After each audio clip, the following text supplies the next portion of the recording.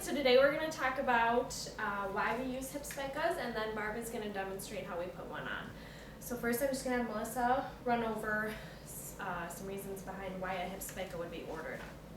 So the two main reasons for ordering a hip spica is drainage, and it can be serous sanguinis drainage or serous drainage, and bleeding.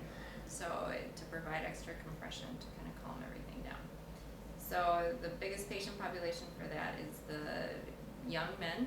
They tend to be the bleeders, and they tend to move and shake too much too quickly, or patients that just have poor nutritional status, a lot of adipose tissue, and then they tend to leak a lot. And so this is one way to kind of calm down the drainage.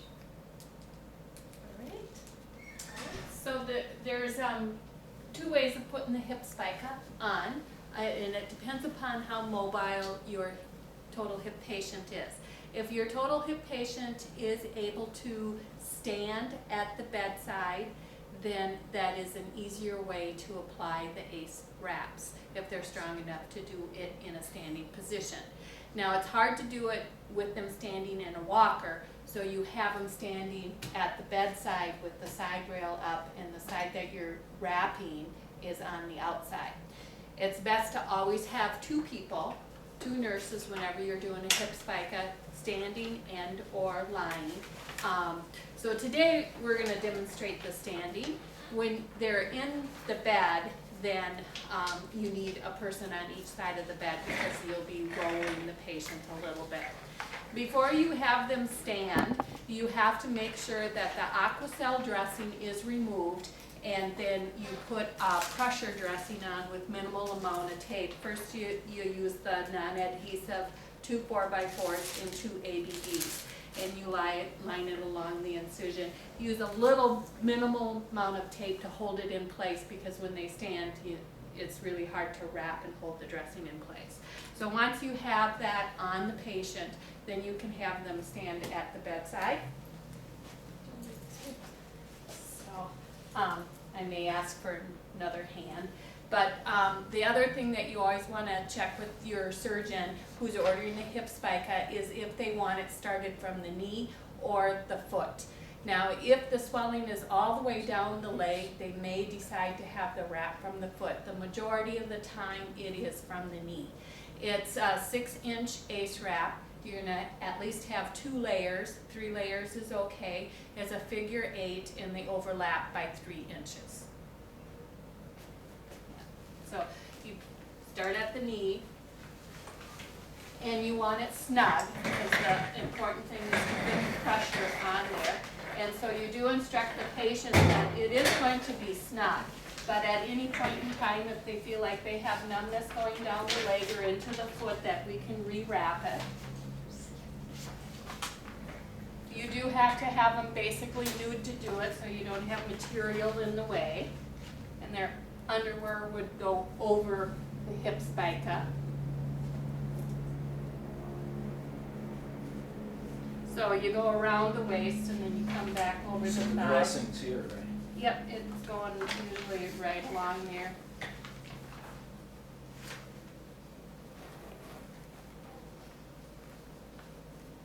So if they're a big person, that's why you need the second person to help bring the roll around.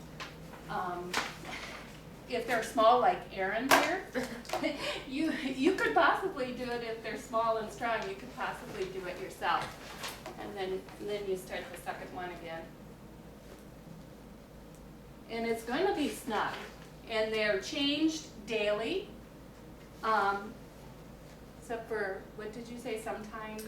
You could call to get an order if it was still in a good Sometimes position. they bleed through. Sometimes they bleed through, and then you have to change it. So you may have to change it more than daily if they bleed through, or if it's digging into them in any way. Because these ACEs, like Heidi brought up earlier, the ACEs can dig into the skin and then start creating sores. So, and especially if they have a lot of rolls and it's kind of finding a hiding place in the rolls, then you're going to have to remove it as needed. But if it's fitting well and it's not rolling up and it's still providing good compression, you can sometimes just change the ABDs without taking the whole thing down, but you'd have to get a second order for that.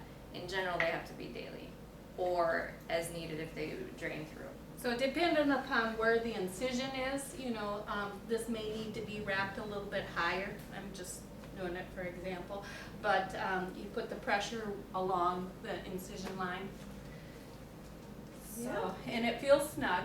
You have to reassure the patient that it feels snug. You're going to be checking their pulses to make sure their foot's not turning blue or the pulse is being hindered, that they can still dorsi and plantar flex, and checking their skin underneath around the waist and stuff, especially if they're a little overweight.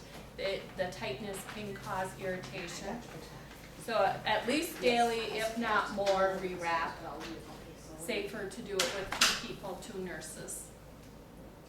Especially if they're in bed. And in bed is a little bit different. They're laying in the bed. You can push down on the bed to push it through, or you can have them roll back and forth, and you have to make sure the leg is supported with the rolling. And then when they're in bed, you need someone holding the leg up at first to get the first part done. So it's a little bit more difficult in the bed, a little bit easier when they're standing. Any questions? All right. I guess I would just reiterate for those that walked in a little bit late, they do pretty much have to be nude without underwear in order to get it on properly. So you're going to want to put clothes on the outside of it. Otherwise the material gets in your way as you put it on. Thank you very much.